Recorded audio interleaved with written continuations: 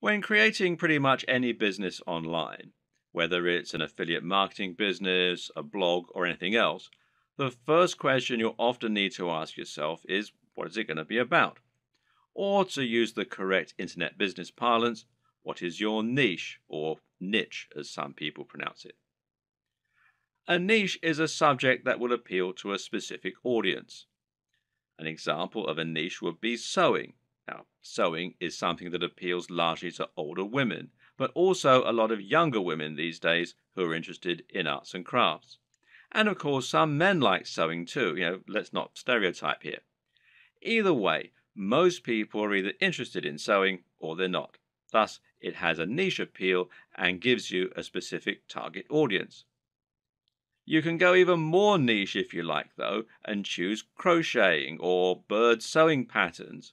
But the more niche you go, the more narrow your audience.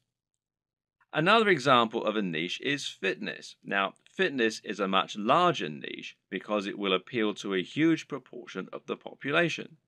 Nearly everyone will want to get fitter at some point in their lives. It's still a very specific subject matter that will talk to a very specific type of person, but it's a much broader niche. When it comes to internet business, the key often boils down to finding the right niche, and this will often mean finding a niche that has a broad appeal while not being overly competitive. The problem with the health and fitness niche is that you're going to be going up against a huge number of other channels. Some big names in this space include the Hodge twins, Athlean X, bodybuilding.com,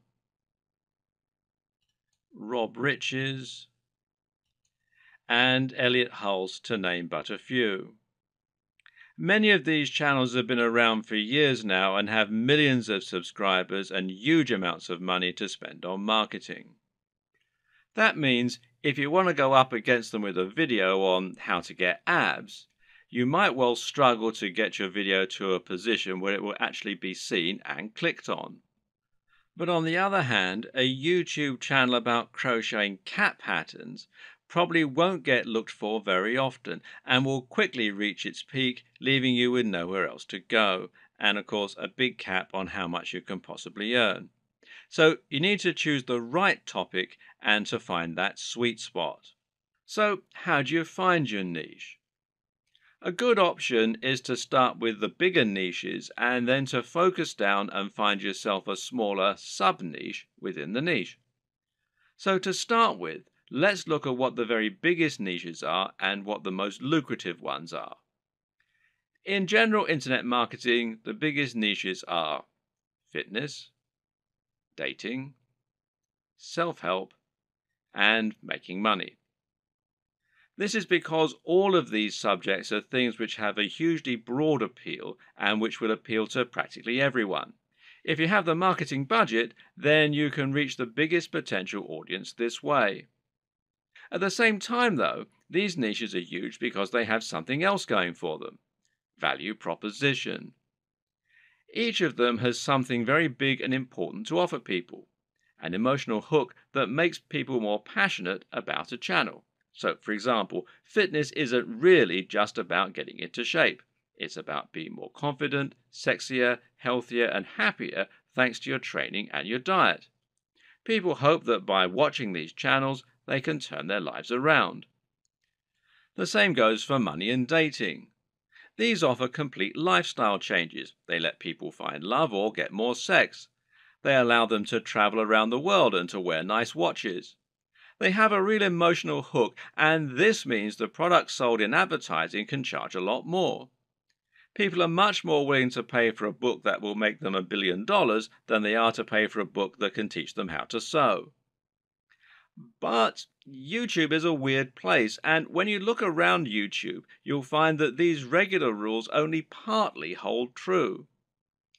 But there's actually a lot of other highly successful content there that is just plain inane, to be quite frank. Some of the biggest topics on YouTube outside of those big internet marketing favorites are gaming, makeup tutorials, grooming and style, travel, technology, fails, cats, DIY, comedy, and lifestyle vlogs.